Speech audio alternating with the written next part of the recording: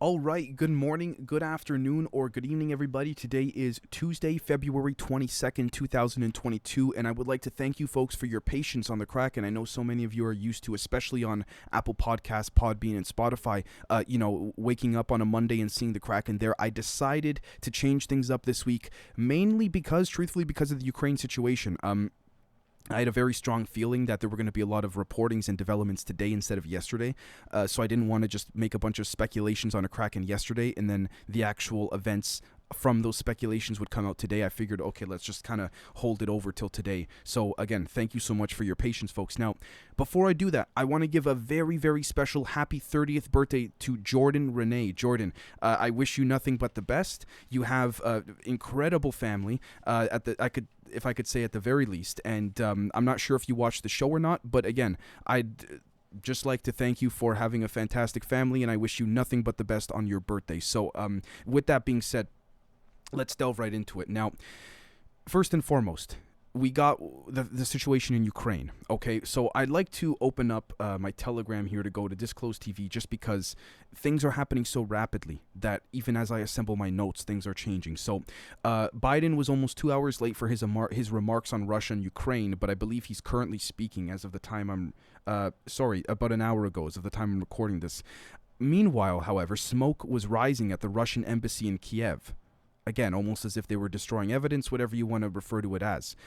Speaking of which, the website of Russia's VEB or VEB bank is offline, following Biden's remarks that the financial institution is part of the U.S. sanctions package. Speaking of which, Russian stock futures surge over 6.5% after Biden's remarks on U.S. sanctions. So again, take that as you will.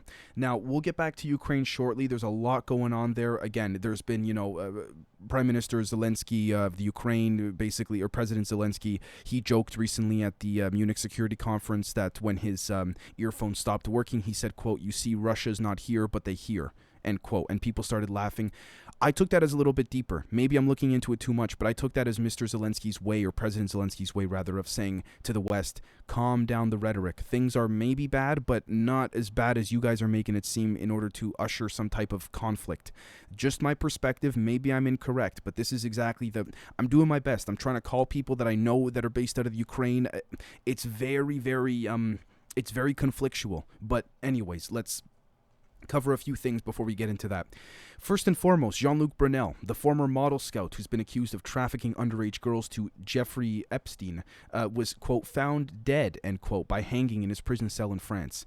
You can't make this stuff up, in a New York Times bestseller. They're cleaning house. The Mossad is cleaning house. I don't know what else could be said at that point. The next thing is that spectacular images from the Solar Orbiter spacecraft show the largest eruption from a solar prominence ever observed. The eruption extended millions of kilometers into space. Now, this isn't anything new per se, and the reason I wanted to bring this up is because it's not necessarily the content of the article here, but more so I've been seeing lately a lot of articles on the BBC and mainstream media outlets, saying, oh, there's these big objects in space, we don't know what they are, planets, this or that, we're not sure. You have NASA saying, oh, we've discovered, Earth-like planets that are habitable and exoplanets and all of this, as if they didn't know before. I mean, I can't help but think and laugh in a way that I almost have to applaud them. When I say them, I'm talking about, the elites at the top, because if they didn't start pushing this, a lot of people, other than yourself and myself, would not be discussing these things, right? And again, we see that this sort of push from the top is working. Whether that's for better or for worse is not for me to say, but we see that because for those on YouTube, if you look on the right-hand side here, you'll see the term aliens, #aliens is trending. This nice lady here, Ruby, tweeted, has UFO Twitter amassed so many participating people that by using #aliens, we're now causing it to trend? She's asking it. Look, fair question. Again, point being, obviously, not to sound overly vague, something is coming. The question is, to what extent do we believe what's going to be coming with respects to some type of false flag, disclosure, again, with respects to Project Bluebeam, ET, all of that, but let's put that to the side for a bit. Just wanted to give you folks a perspective of where my head is at least in that regard. The next thing is that the Canadian Ottawa police chief said, quote, if you are involved in this protest, we will actively look to identify you and follow up with financial sanctions and criminal charges. Absolutely. This investigation will go on for months to come, end quote. Okay, here's the thing about this, in my humble perspective. This police chief who said this, I think he's gone already. And again, obviously, if he's resigned or retired, it doesn't mean that they're still not going to follow through on such punishments, quote unquote punishments. But point being, you had the original Ottawa police chief resign. You then had the interim police chief resign. Nobody wants to deal with this crap. You had, police officials within, the Ottawa police and all that, and other federal police. Basically, from what I'm hearing on the ground, because I'm doing my best to keep my finger on the pulse as a Canadian, there's infighting. Even the police are divided within their own personal beliefs. So if you're a police chief, I don't blame them when they say, I don't want to deal with this crap.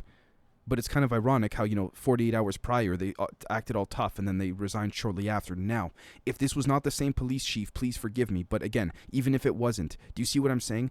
They talk tough, and then it's all tough in the establishment media. But then when you check what's going on the ground, it's totally different. I mean, night and day difference, folks. The next thing is that fully vaccinated Queen Elizabeth, 95 years old, has tested positive for COVID-19, experiencing mild symptoms, Buckingham Palace says. Well, again, personally, this is just my opinion, I don't believe she's still even alive. So, and if she is, then maybe they transferred her soul or consciousness. I'm not trying to get into that on a KRAKEN, but I mean, at this point, the next thing is that a metal fence is being erected near the Parliament of Canada in Ottawa. Speaking of which, I also believe that a metal fence is being erected, or already has been, around the White House, if not multiple fences. The next thing is that the NIH in the UK sent 292 fully redacted pages rather than substantive material related to virus research in Wuhan. The agency continues to withhold critical documents that could shed light on the origin of the coronavirus pandemic, according to theintercept.com. The Intercept is interesting. Sometimes they actually, quite often, in my humble perspective, they push a lot of the elites' narratives in a way of trying to sugarcoat it, saying, oh, we're independent, which is why, arguably, I believe The Intercept was partly co-founded by Glenn Greenwald, and he left it because he didn't like the direction it was going. But then you have some articles like this from The Intercept, which I have yet to find any type of seeming dissemination of propaganda. It just seems to be straight up, they're reporting what is the case. So I got to give them credit where credit's due. And speaking of which, look at this. They sent in fully redacted pages. Are you kidding me? Fully redacted pages. That's like if I murdered someone, went to court, and then the judge said, okay, where's the proof that you're innocent? Here's the proof, Your Honor, and I hand a whole package of just redacted information, and the judge goes, okay, you're free to go. It's the same thing.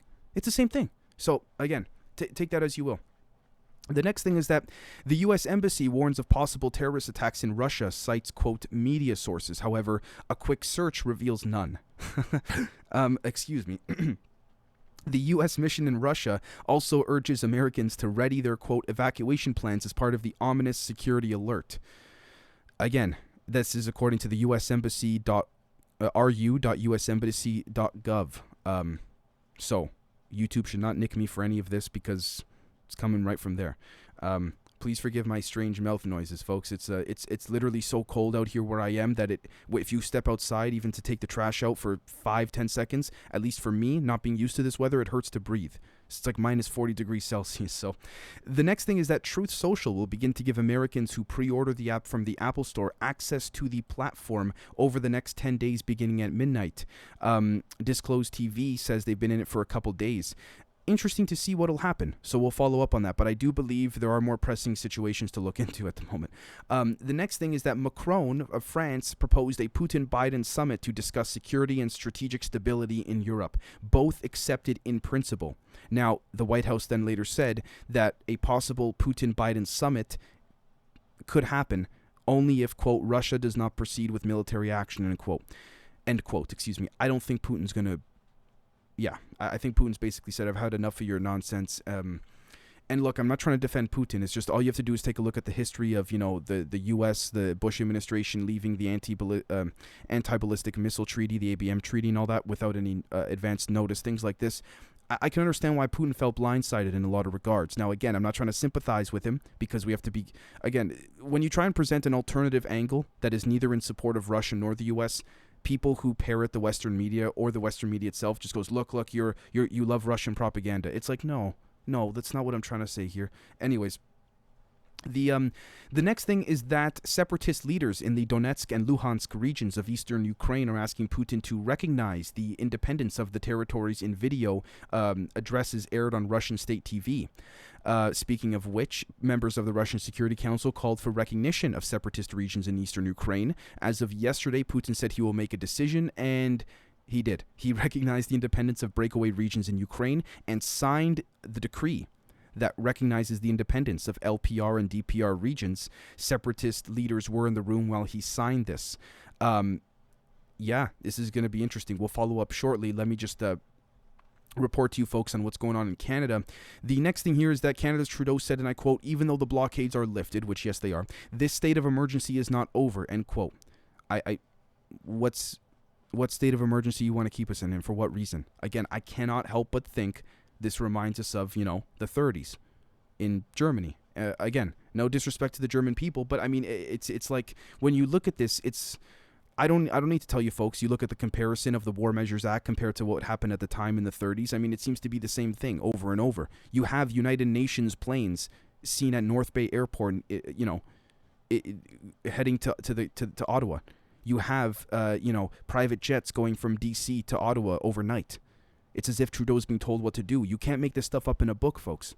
We used to joke about it, that, he's waiting for orders from Klaus Schwab, but people are literally saying that now. Like, literally.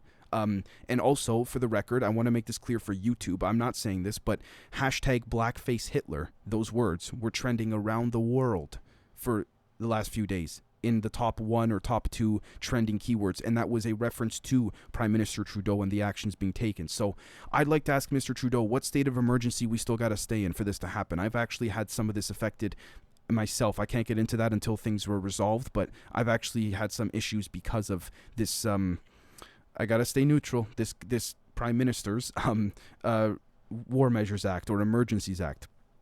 The next thing is that, according to UK Prime Minister Boris Johnson, all remaining COVID rules end in England. Again, take that as you will. Putin has said that Russia recognizes the independence of breakaway regions. Sorry, I already reported that. There's just so many updates on Ukraine, guys. It's hard to keep up. Putin, this is what I wanted to say, ordered Russian armed forces to enter rebel territories in eastern Ukraine for, quote, peacekeeping operations, end quote. Look, I'm going to be honest with you guys. Neither Russia, like the Kremlin, or the US, neither of them are innocent in this situation. Provocation, strategy. At this point, I don't know who to believe because you can't. At least that's my view. We see here the State Duma of the Russian Federation unanimously approved the ratification to recognize Donetsk and Luhansk regions in eastern Ukraine as independent. Speaking of that, as an update, Russia says the recognition of independence for areas in East Ukraine extends to territory now held by Ukrainian forces, according to the Associated Press.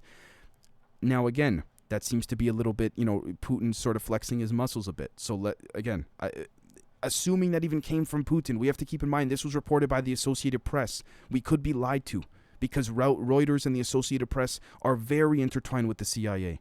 I don't think I can get nicked on YouTube for that. That's just a fact. So, all you have to do is look at the people who claimed in the past, whether it's today or 30, 40, 50 years ago, who worked for Reuters and the Associated Press, that they've been fed BS all the time. Now, again, a lot of Reuters and the Associated Press, I believe, take their main premises of information from the Trilateral Commission. So again, I know that's, make of that as you will. With that being said, it's possible the Associated Press is absolutely correct in stating this, but at the same time, we got to question that. Again, I can't believe I even have to self-censor on YouTube these days. Like, what? Anyways, the next thing is that Hong Kong's leader Lam orders 3 rounds of compulsory COVID tests for all 7.5 million residents. Again, take that as you will. The next thing is that Germany suspends the approval process for the Russian-German $11 billion Nord Stream 2 natural gas pipeline, Chancellor Scholz announced. Scholz said, quote, certification has stopped, which means Nord Stream 2 cannot go online, end quote. 55% of Germany's natural gas demand is met by Russia's Gazprom. Gas storage facilities in the country are currently only 31% full in Germany. Yeah, this is, again, in my humble perspective, Germany having no choice but to go along with the NATO objective and narrative here, with the, Australia, UK, and the US and France specifically, really trying to seemingly push for a conflict. And I got to stop there because of YouTube. But speaking of which, the UK sanctioned 5 Russian banks and multiple wealthy individuals in its, quote, first barrage, end quote, Prime Minister Boris Johnson says. Actually, you know what? One more thing I wanted to mention about this Nord Stream 2 pipeline. If I'm not mistaken, please forgive me if this is incorrect, Germany approached Russia for this pipeline, and Russia said sure. So when Germany says they're cutting off the... I mean, what... Again, unless I'm missing context, and if I am, please forgive me. I'm not intending to deceive. But what does Germany gain out of this by cutting this off? Looking tough to side with NATO? Okay. I mean, from Putin's perspective, he's going to go, all right, you need gas? Too bad. I mean, that's how I see it. But again, we can also argue maybe, actually strongly, rather, I should say that, again, because 55% of Germany's natural gas demand is met by Russia's Gazprom company, we could argue as well that, you know, Russia also needs that money too, but I don't think they need it per se. But again, I don't know their books. I don't mean to look into this too deeply, but the next thing is that Canada's Freedom Convoy leader and organizer Tamara Lich was denied bail by an Ottawa judge this morning. Lich faces up to 10 years in prison. For what? I'm going to have to leave this there. The next thing is that Putin is seeking authorization from the Russian Federal Council to use armed forces in operations abroad, and they gave it to him. Yeah, I mean, I had a feeling the Russian Federation Council was going to give it to him. They authorized it. They authorized him to use armed forces outside the country. Speaking of armed forces, the U.S. Capitol fence goes up again ahead of Biden's State of the Union address. Right. They got to protect themselves from the masses because they know what they're doing, and it's cheap parlor tricks. So again, just my take on that. The next thing is that large crowd has gathered at the Père Lachaise cemetery in Paris to pay their last respects to Luc Montagnier, the French biologist and virologist and Nobel laureate in medicine who dared to ask questions. Oh, okay, yeah, I got to stop there because of YouTube. But yeah, I mean, Luc Montagnier warned about some stuff pertaining to the beep boop. I'm going to stop there, but yeah. Yeah, and apparently highly respected individual, you know, smart guy. From what I've heard off the record, that guy knew a lot more than he let on. And it makes sense. That whole crowd of individuals, when you're that smart as a doctor, let's be honest, world governments want you to work for their intelligence divisions and things like this, right? They'll pay you large sums to do it anyways. The next thing is that NATO has put more than 100 warplanes on, quote, high alert, and 120 allied ships are underway in what Stoltenberg called the, quote, the most dangerous moment for European security in a generation, end quote. I want to believe that, but at the same time, I also have to consider the NATO rhetoric of wanting to ramp up war. Again, but it's arguable. We can argue that the genie's out of the bottle.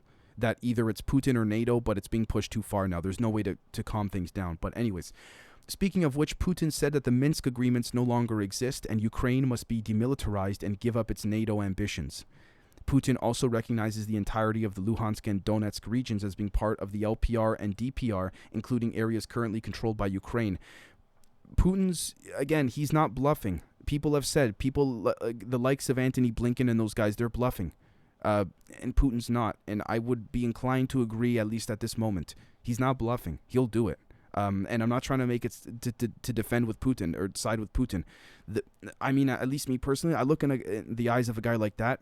He's smart, strategical, but at the same time, you don't want to push his buttons too much. So I don't know. That's just me.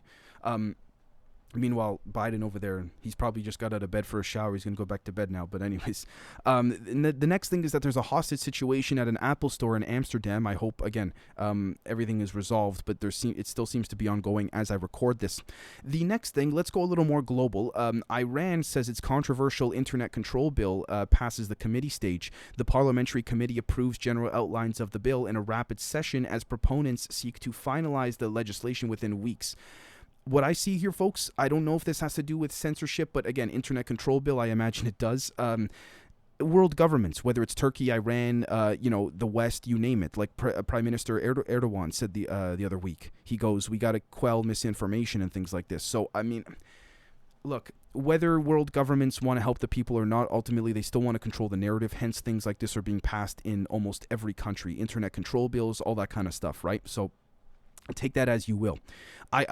In my personal opinion, I fully disagree with it. But again, the next thing is that Syria backs Russian recognition of East Ukraine breakaway regions. Foreign Minister Faisal Makdad says Syrian government will cooperate with the two Moscow-backed separatist-held regions. as if we didn't see this coming. Putin, again, he's taking sides. Picking and choosing people that don't like the U.S. or have been rubbed the wrong way, let's say, by the Americans or the Westerners, if you will, or maybe even the Europeans, and just saying, come with me. Let's, again, as I had said, I think in a public episode 3 or 4 months back, Russia, Turkey, Iran, Pakistan, China, a couple others. Please forgive me, I don't remember off the top of my head. They're trying to move away from the U.S. dollar. It's pretty clear. Speaking of which, Erdogan seeks to boost ties with Africa in a 4-day visit. The Turkish president wants to boost business ties with African countries. Again, assuming, I'm sure there's some intelligence, or maybe there isn't, actually. It's too vague of a statement, and these meetings are too vague. So unless I'm in the room, I don't know. We'd have to follow up to see. The next thing is that Iran returns U.S.-made donated COVID vaccines to Poland. Tehran, the capital of Iran, says 820,000 jabs donated by Poland were manufactured in the U.S. and will be returned, basically sticking a thumb in the eye of the Westerners. And not to defend, I know lots of Iranian people, not to defend the regime of Iran or the government of Iran, but to a very small degree, I get what they're trying to do. Again, it's a chess game, guys. It's tit for tat. The next thing is that U.S. Navy planes launch a Middle East drone force with allies. The U.S. Navy plans a launch of Middle East drone force with allies. The drone force using artificial intelligence could be operational by the summer of 2023 to put more, quote, eyes and ears on the water, end quote. Okay, but as if they weren't already doing this to begin with. I mean, come on. Not only that, but we have to also remember that allegedly a lot more has gone on underground with respects to ETs, USOs, not UFOs, USOs, unidentified submerged objects, than in the sky. So, whether it's a good thing or a bad thing, the Navy knows what it's doing either way. Whether it's good or bad, that's a different story. The next thing is that Iran's Raisi discusses nuclear talks with Qatari Emir in Doha. Iran's president meets Qatar's Emir, who said his country was ready to help find an agreeable solution to nuclear talks. Assuming there's no intelligence apparatus being like the driver of this, sure. Obviously, you have to have intelligence plans in place, sadly, because of how hostile, adversaries and even allies tend to be. But, I mean, better to have talks than to drop bombs. Let's put it that way. The next thing is that new Ugandan law to impose fines on those who refuse the COVID vaccine. I was personally, in my opinion, a little bit shocked to read this, but only a third of Uganda's population has been vaccinated against COVID-19, and the government is keen to change that. Hence the new law to impose fines on those who refuse the COVID vaccine. I'm a little bit surprised, but again, assuming this has gone through the legislative process and the people are okay with it, so be it. But it seems like the people aren't, based on the vaccination rate. Assuming that vaccination rate is accurate, I'm gonna have to leave that there. I don't know anyone at the moment based in Uganda. I don't think. Therefore, I don't. It wouldn't be fair for me to speak unless I'm on the ground. But again, we have to keep in mind the intelligence angles of this. We have to keep in mind the political, legislative angles of this. There's a few different pieces to the pie here. The next thing is that an explosion reportedly killed 59 near Burkina Faso gold mine. The mining operations in Burkina Faso have become increasingly dangerous for small and larger mines. I have a few proposals on this. One of them is that it could be very sadly, again, almost 60 people died, but these explosions could be deliberate so that there's a control of, mining operations relative to controlling prices in the markets. And yes, corporations in the past, YouTube should not nick me for this because there have been settlements in court and things like this, but whether it's pharmaceuticals, mining operations, it's been done. Now, that's just a thought of mine, a proposal. Not saying that's what the case is, what the situation is. Now, I know this might sound a little bit crazy as well, too, for some of you, but we also have to consider the possibility that there may be some life forms underneath such vast areas of land that don't want these corporations to dig any deeper. But if so, I would hope that world governments secretly have agreements there. But again, we'll leave that at that. The next thing is that Pakistan is allowing its first shipment of Indian wheat to Afghanistan, the first convoy of 50 trucks carrying emergency food aid being allowed to pass through the country to address the humanitarian crisis in Afghanistan. It's nice to see cooperation. It's as simple as that. It's unfortunate that maybe, again, I hate to say it, but we got to consider what's in those trucks. If it's food, Indian wheat, so be it. But again, the tech is there for nanotechnology tech to be put inside there. I mean, it is a fact, actually, that, believe it or not, organized criminals that transport drugs all over the world now put nano cameras in the drugs. So if the drugs get stolen, they could see where it's going. They could also monitor the shipment live. So to say that that's not happening, again, we got to consider it. It's nice to see cooperation on the surface level.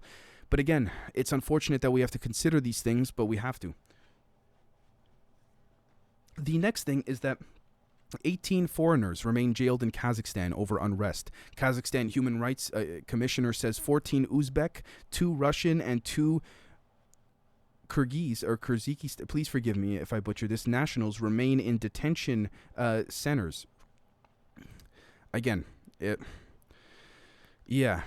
I don't know enough about Kazakhstan to say. Quick little side note, I know that Borat's from there. Little joke. But it's unfortunate. Again, the only people that suffer, and we can argue this has to do with, strategy, yada yada, and this is just another pawn of that strategy, and these are the people that are suffering from it. So the next thing, and this I found pretty neat, Pakistan's Prime Minister Khan wants a TV debate with Indian counterpart Prime Minister Modi. The Pakistani leader says it would be beneficial for people in the subcontinent if differences could be resolved through debate. My opinion, do it on Rogan. Honestly, look, if these leaders are willing to have a long-form debate, I know it sounds funny, but yeah, do it. Do it. These 3-minute debates that then cut to commercial, yada yada, it's so staged and planned. I mean, come on. Anyways.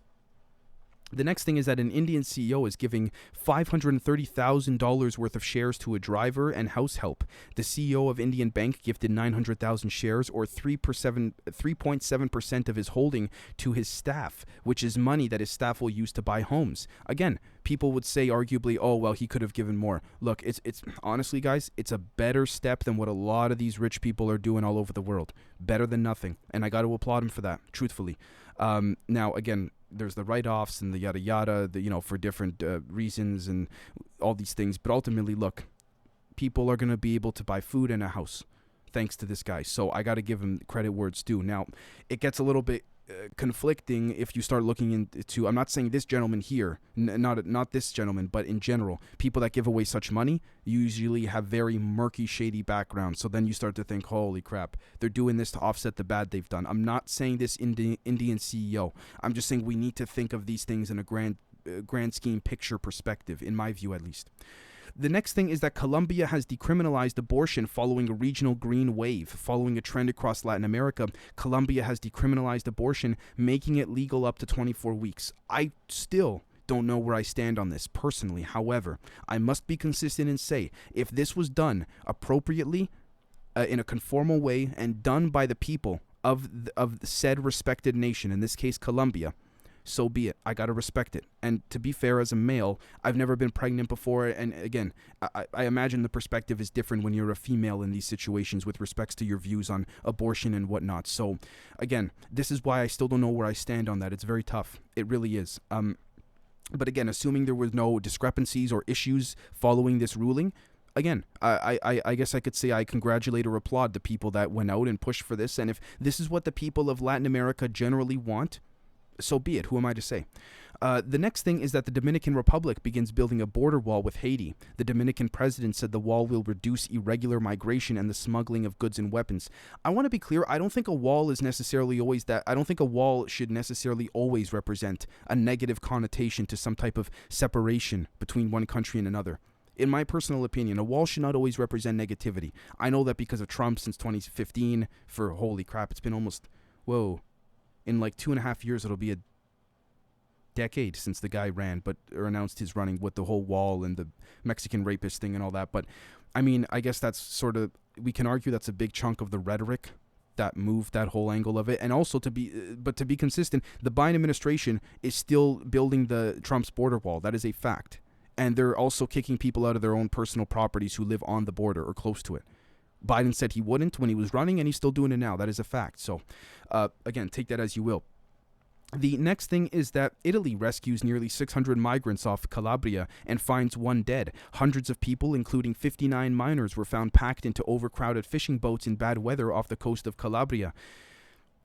That's going to be saved for a members-only episode, because there's a lot there that I can connect both on a... I got to watch what I say. Okay, I'm going to have to leave that there. But yeah, it's great to see that the rescuing occurred. But at the same time, we also have to remember there are families all over the world that just want to get to other countries for a better life, and this may have been some of that. The next thing is that Germany has indicted a businessman on suspicion of breaking arms control laws by helping Russia purchase sophisticated machinery that could be used to make chemical weapons. Assuming that this businessman was found guilty in the way in which the German legal process is done, and this was not a hit job of sorts, great. Again, I say great with respects to a country needs to punish its individual based on the laws it's set. So, again, this person seemed to know what they were doing. Again, not trying to defend Russia nor Germany, to be fair.